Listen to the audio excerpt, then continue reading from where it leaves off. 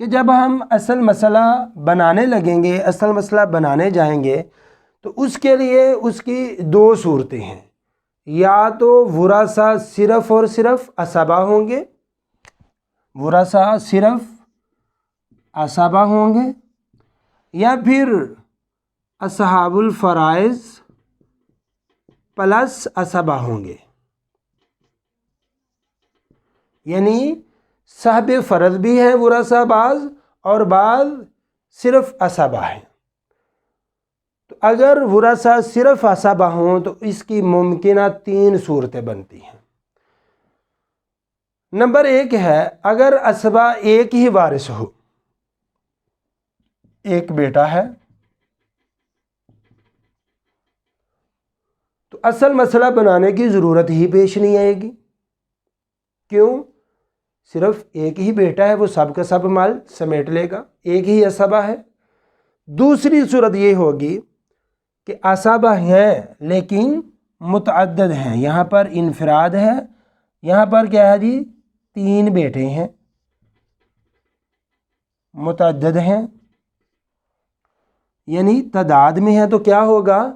جتنے عصبہ ہوں گے اتنی تعداد سے اصل مسئلہ بنا لیں گے۔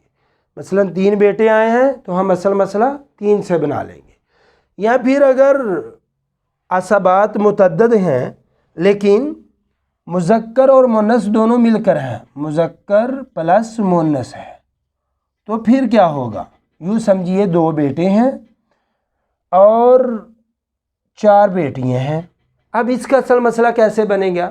تو اس کا بڑا سمپل سا فارمولہ ہے، چونکہ مذکر کو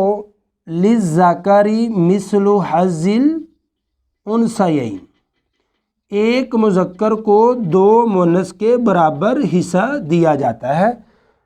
تو یہاں پر 2 مذکر ہیں اور 4 مؤنث ہیں۔ اس کا طریقہ کار یہ ہوگا، جتنے مذکر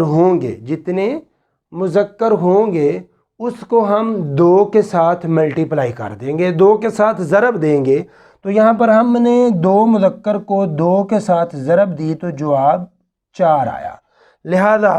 ہم ان کا اصل مسئلہ 8 سے بنا لیں گے، اور 8 میں سے 4 بیٹیوں کو دے دیں گے اور 4 بیٹوں کو دے دیا جائے گا، جس میں سے ہر بیٹے کو 2 اور ہر بیٹی کو 1 حصہ مل جائے گا۔ اچھا جی، اب چلتے ہیں ہم دوسرے حصے کی طرف، کہ ایسا مسئلہ جس کے اندر اصحاب الفرائض بھی ہیں اور عصبات بھی ہیں، تو اس کی بھی ممکنہ 3 صورتیں ہو سکتی ہیں، یا تو صرف ایک ہی صاحب فرض ہو، ایک ہی صاحب فرض ہو، بیٹی لے لے، پوتی لے لے، عینی بہن لے لے، کوئی بھی ایک ایسا صاحب فرض جو نسبی ہو اور صاحب فرض ہو، وہ لے لے، تو وہ کیا کرے گا، بطور فرزن بھی حصہ لے گا اور بطور ردن بھی حصہ لے گا۔ دوسری صورت یہ ہے کہ اس کے اندر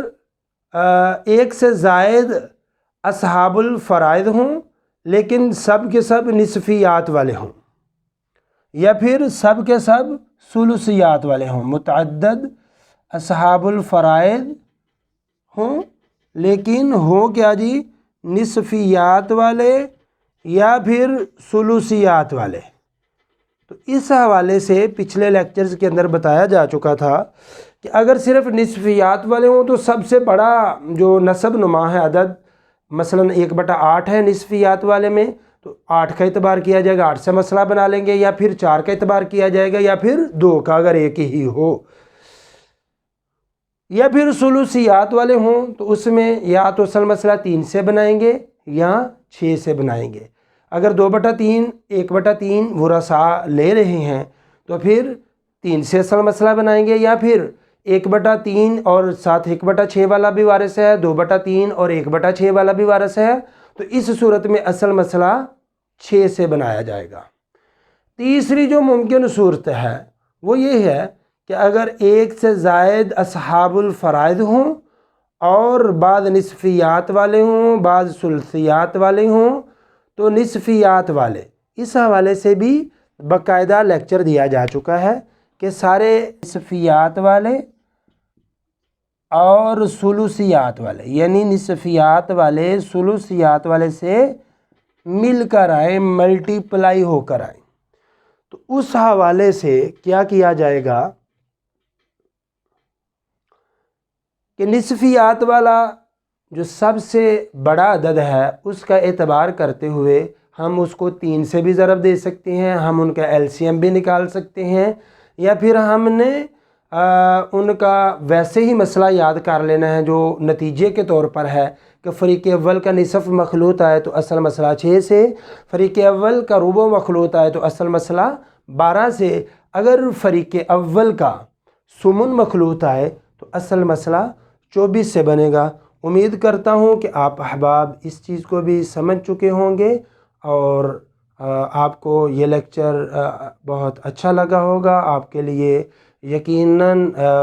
مسئلوں کو حل کرنے کے لیے آسانی کی راہیں فراہم ہوں گی۔ اگر آپ کو کوئی مسئلہ درپیش ہو تو آپ سوال کر سکتے ہیں۔